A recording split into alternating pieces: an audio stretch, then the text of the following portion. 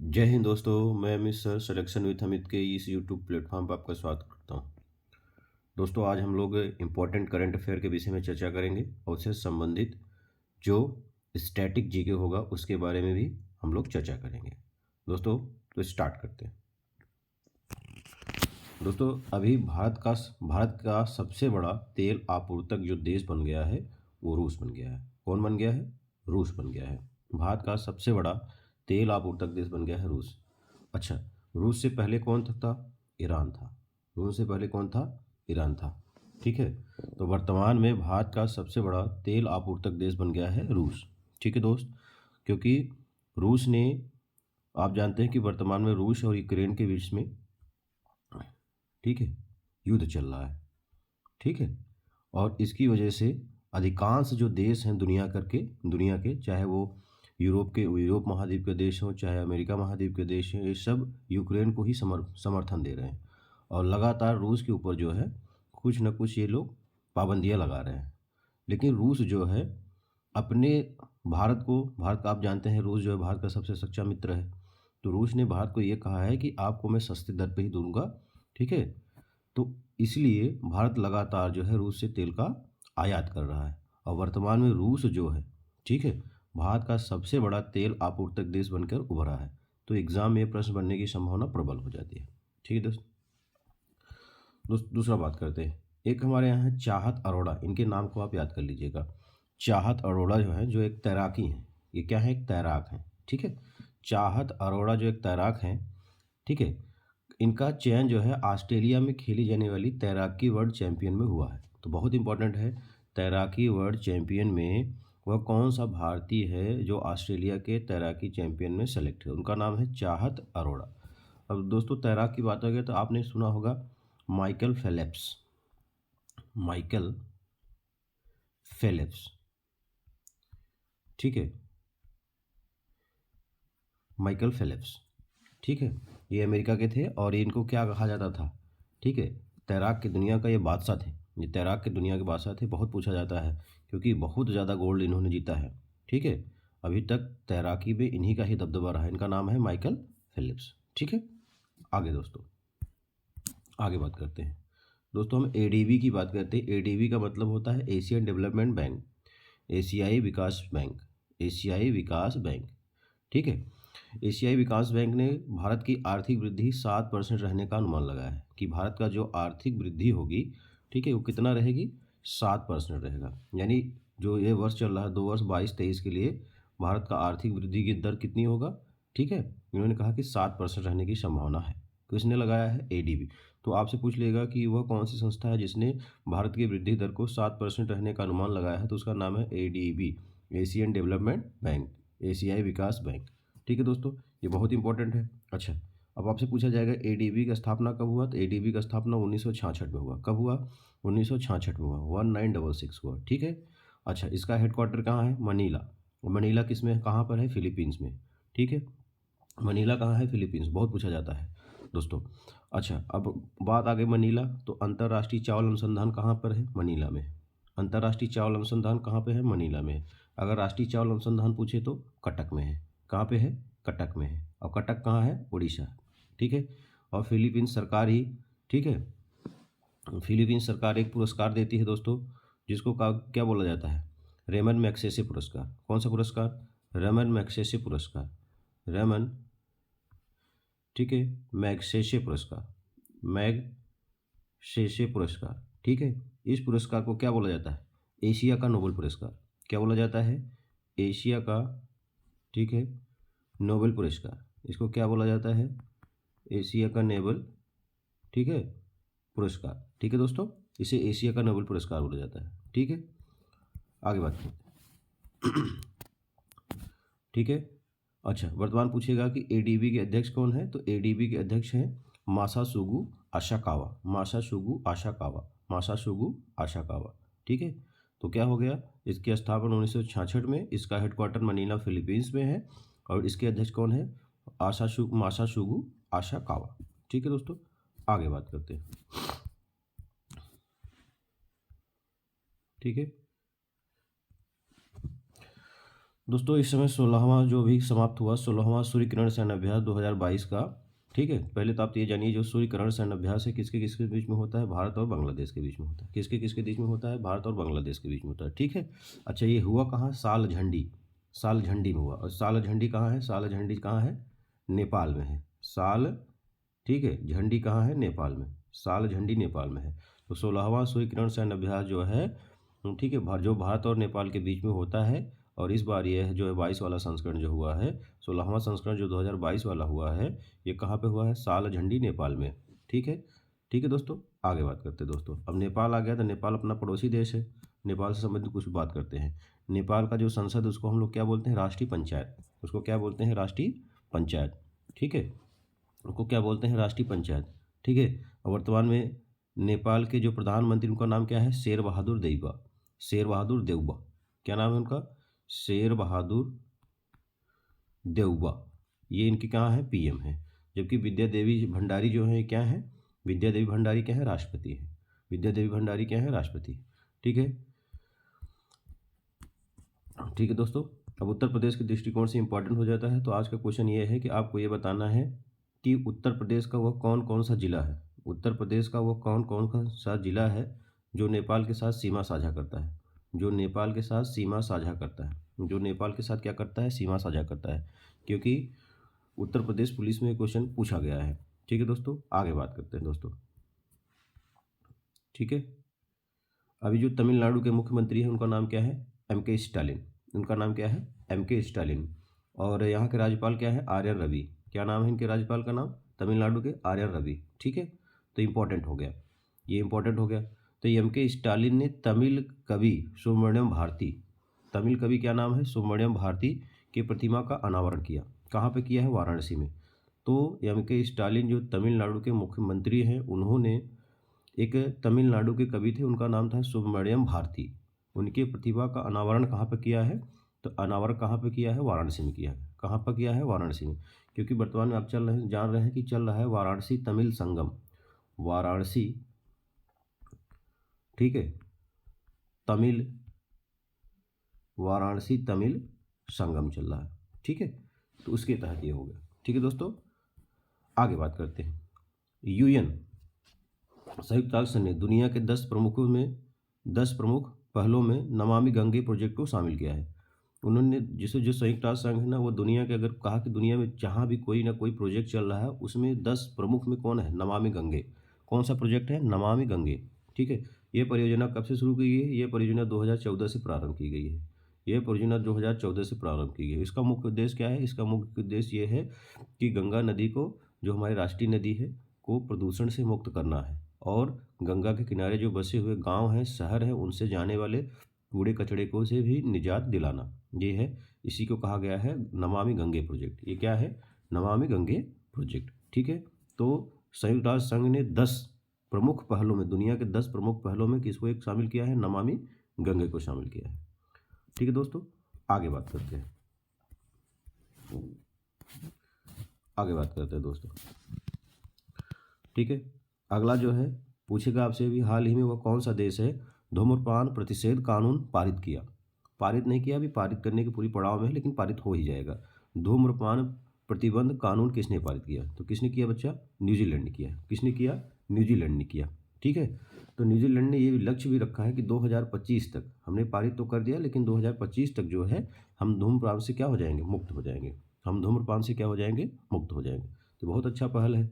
ठीक है, धूम्रपान प्रतिबंध कानून किसने पारित किया है, न्यूजीलैंड ने पारित किया है। ठीक है दोस्तों, अभी एक जीआई टैग से क्वेश्चन इस बार आएगा, क्योंकि इस बार का जीआई टैग थोड़ा सा इंपॉर्टेंट है। पहले जीआई टैग के बारे में बात करते हैं। ठीक है, तो जीआई टैग क्या है, ये भौगोलिक सूचकांक है। ठीक है, जियोग्राफिकल इंडेक्शन इंडिकेशन है। ठीक है, भौगोलिक सूचक अधिनियम जो कब आया था हमारे यहाँ, 1999। यानी ये कानून हमारे यहाँ कब आया था, 1999। 1999 कौन सा युद्ध हुआ था, कारगिल का युद्ध हुआ था, आपको याद है ना। उसी से आप इसको कोरिलेट कर सकते हैं। भौगोलिक सूचना अधिनियम 1999 के तहत भारत में वस्तुओं को जीआई टैग दिया जाता है। वस्तुओं को क्या दिया जाता है, जीआई टैग। जीआई टैग के माध्यम से क्या होता है, कोई राज्य सरकार उसको पेटेंट करा लेती है। ठीक है, अच्छा, ये पंजीकरण कितने सालों के लिए होता है, 10 वर्षों के लिए वैध होती है। ये पंजीकरण कितने वर्षों के लिए वैध होती है, 10 वर्षों के लिए। तो अगर आपसे पूछा जाए जीआई टैग अधिनियम हमारे यहाँ कब आया था? हमारे यहाँ जीआई टैग अधिनियम 1999 में आया। इसमें जीआई टैग के तहत किसी वस्तु को कितने वर्षों तक पेटेंट कराया जाता है या पंजीकरण कराया जाता है? तो 10 वर्षों के लिए। ठीक है। अगर पूछा जाए सबसे पहले जीआई टैग किसको दिया गया, तो दार्जिलिंग की चाय को दिया गया। किसको दिया गया? दार्जिलिंग की चाय। अब हमारे दिमाग में आता है कि चाय का सबसे बड़ा उत्पादन तो राज्य है असम, राज्यों में दिया जाएगा असम। लेकिन ये जो दार्जिलिंग है, ठीक है, ये जो दार्जिलिंग है ये पश्चिम बंगाल में। कहाँ पे है? ये पश्चिम बंगाल में। ठीक है दोस्तों, तो जो पश्चिम बंगाल के दार्जिलिंग का जो चाय है उसको क्या दिया गया? ठीक है, सबसे पहला जीआई टैग दिया गया। दोस्तों इस बार की बात करते हैं कि अभी हाल ही में कौन कौन सा जीआई टैग किसको किसको दिया गया। ठीक है, तो दोस्तों इसमें बहुत इंपॉर्टेंट एक होता है तंदूर रेड ग्राम। क्या होता है? तंदूर रेड ग्राम। दोस्तों यहाँ नहीं, ये दाल की एक प्रजाति है। किसकी? दाल की। और ग्राम का मतलब होता है चना, ग्राम का मतलब होता है चना। तो तंदूर रेड ग्राम जो तेलंगाना का है उसको क्या दिया गया है? जीआई टैग दिया गया है। क्या दिया गया है? GI tag. तो पूछ लिया जाएगा तंदूर रेड ग्राम, ठीक है, कहाँ का है जिसको जीआई टैग दिया गया है? तो कहाँ का है? तेलंगाना का है। कहाँ का है? तेलंगाना। और एक है रक्तेसे कार्पो खुबानी। रक्तेसे कार्पो खुबानी, ये इंपॉर्टेंट है क्योंकि ये केंद्र शासित प्रदेश लद्दाख से संबंधित है। कहाँ से है? लद्दाख से। ठीक है, रक्तेसे कार्पो खुबानी। ठीक है। सफ़ेद प्याज, सफ़ेद प्याज ये महाराष्ट्र का है। ठीक है, सफ़ेद प्याज जो महाराष्ट्र का है इसको भी क्या मिला? जीआई टैग मिला। अच्छा, एक असम का है गमोचो या गमोचा। ठीक है, तो वहाँ पे कपड़ा को गमोचा बोला जाता है, तो उसको क्या दिया गया है? ठीक है, जीआई टैग मिला है। ठीक है। अच्छा, अब भारत में कुल कुल मिला के कितने जीआई वस्तुओं को जीआई टैग दिया जा चुका है? 432, 432, 432। ठीक है, जिसमें हमने क्या बोला? एक तो रेड ग्राम, तंदूर रेड ग्राम, ये कहाँ का है? तेलंगाना का है। एक तो रक्तोसे खुबानी कहाँ का है? लद्दाख का है। एक सफ़ेद प्याज है कहाँ का? महाराष्ट्र का है। और एक गमोचो है कहाँ का? असम का है। ठीक है दोस्तों। ठीक है दोस्तों, आगे बात करते हैं। ठीक है दोस्तों, असम से संबंधित कुछ करंट अफेयर और फैक्ट है उससे हम बात करते हैं। कटी बिहू त्यौहार कहाँ मनाया जाता है? असम में। कटी बिहू त्यौहार कहाँ मनाया जाता है? असम में। ठीक है, कटी बिहू या बिहू त्यौहार बोल सकते हैं। तो कटी बिहू त्यौहार कहाँ मनाया जाता है? असम में।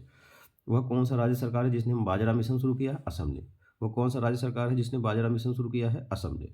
ठीक है। सफाई कर्मचारी आयोग किसने शुरू किया है? ठीक है, वह कौन सा राज्य सरकार है जहाँ पर सफाई कर्मचारी आयोग बना है? कहाँ पर? असम में। अरुणोदय 2.20 अरुणोदय 2.0 योजना कहाँ का है? असम का है। ठीक है। ठीक है दोस्तों, आगे बात करते हैं।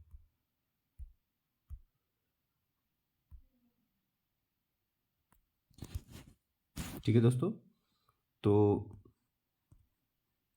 ये हो गया। ठीक है, अरुणोदय 2.0 का योजना कहाँ का है? असम का है। कहाँ का है? असम का है। ठीक है दोस्तों, आगे बात करते हैं।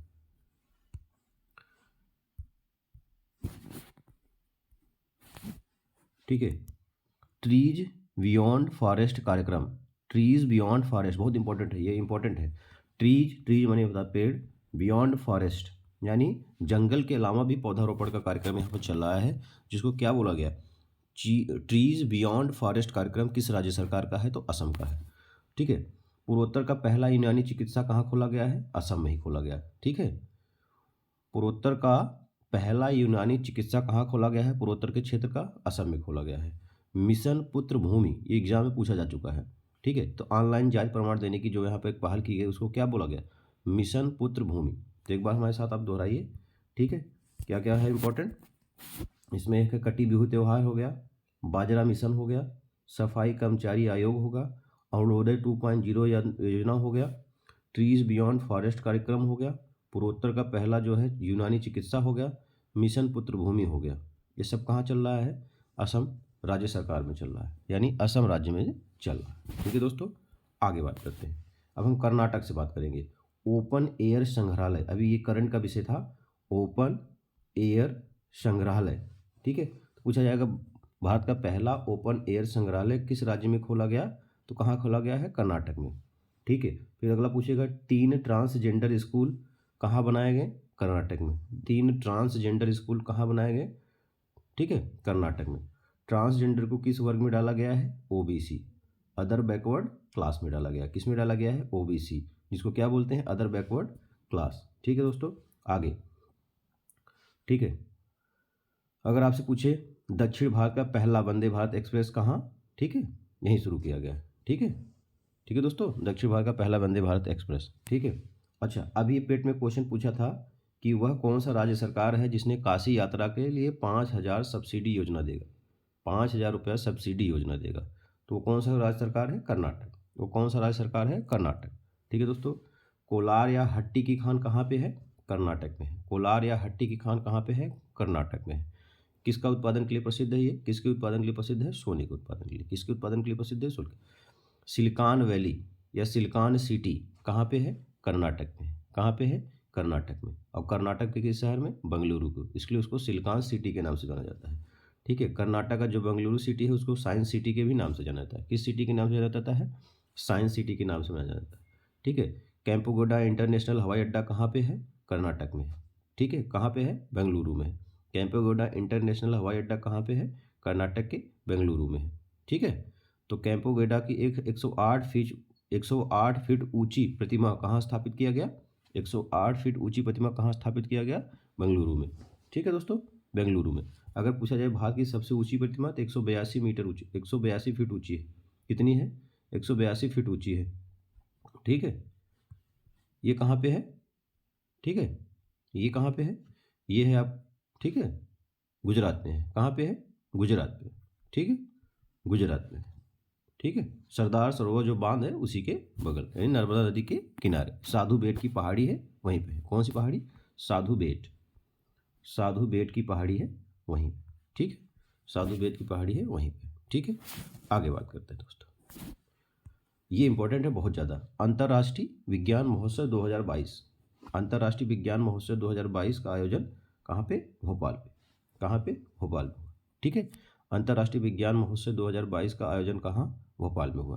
केंद्रीय, ये कौन सा मंत्रालय करवाता है? केंद्रीय पृथ्वी एवं विज्ञान मंत्रालय द्वारा आयोजित किया जाता है। केंद्रीय पृथ्वी और विज्ञान मंत्रालय द्वारा आयोजित किया जाता है। ठीक है, जो 2021 का इसका 7वां संस्करण होगा वो कहाँ पे हुआ था? गोवा में हुआ था। कहाँ पे हुआ था? गोवा में हुआ था। ठीक है, वो कहाँ तो हुआ था? गोवा में। और अच्छा, अगर आपसे पूछे अंतर्राष्ट्रीय विज्ञान महोत्सव की स्थापना कब की है? 2015, यानी 2015 से ये महोत्सव मनाया जा रहा है। तो इस बार 2022 वाला कहाँ हुआ है? भोपाल में। और इसके पहले कहाँ हुआ था? गोवा में हुआ था। ठीक है दोस्तों, और एक बहुत ज़्यादा इंपॉर्टेंट है, लास्ट पॉइंट है, इसको भी देखिए आप लोग। ठीक है, इको शॉक। संयुक्त राष्ट्र संघ के कुल कितने अंग है? 6 अंग है। संयुक्त राष्ट्र के कितने अंग है? 6 अंग, जिसमें हमने आपको बताया था पहला होता है महासभा। ठीक है, दूसरा होता है सुरक्षा परिषद। ठीक है, दूसरा होता है सुरक्षा परिषद।